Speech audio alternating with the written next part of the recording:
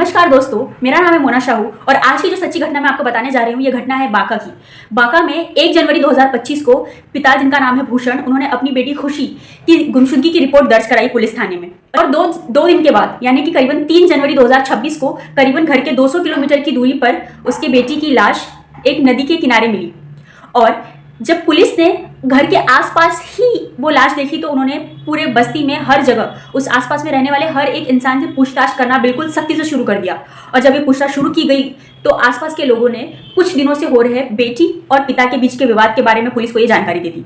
अब पुलिस के लिए शुरू करने के लिए एक सुराग मिल चुका था और पुलिस ने तुरंत बिना देरी किए उसके पिता को हिरासत में लिया। और जैसे ही उन्होंने हिरासत में लिया तो देखा कि उनके पिता के हाथ में जो कलावा बंधा हुआ था उस कलावा पे खून के निशान थे। जब उस खून की फॉरेंसिक जांच की गई तो वो खून किसी और का नहीं बल्कि खुशी का ही निकला। अब रास्ता और सारी चीजें बिल्कुल साफ थी कि आखिर कातिल कौन है। तो इस बात के मामले को देखते हुए पिता से सख्ती से पूछताछ की गई और जब सख्ती से पूछताछ की गई तो उसका पिता टूट गया और उन्होंने सारी सच्चाई सामने रख दी। उन्होंने ये बताया कि उसकी बेटी जो कि 17 साल की खुशी थी, उसका अंतरजातीय वैवाहिक संबंध शुरू था और घर वालों ने उसे काफी समझाने की कोशिश की, पूरी कोशिश की काफी दिनों से, इसीलिए उनके बीच में बात विवाद चलता रहा।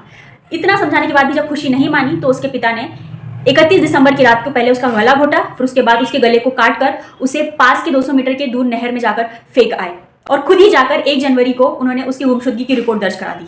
दोस्तों, किस समाज को खुश करने के लिए एक बेटी से उसके जीने का हक छीन लिया गया? अगर बेटी गलत भी थी तो क्या उससे उसकी जिंदगी छीन लेना ये सही निर्णय था? अगर वो 17 साल की बच्ची नादान और समझदार थी, उसे नहीं समझती, तो क्या उसका मर्डर करने वाले उसके पिता समझदार है? आप इस पूरे मामले में क्या सोचते हैं मुझे कमेंट के माध्यम से जरूर बताइएगा। ऐसे ही क्राइम रियल क्राइम स्टोरीज के लिए अपने चैनल को सब्सक्राइब कर सकते हैं। मिलते हैं नेक्स्ट वीडियो में, तब तक के लिए नमस्कार।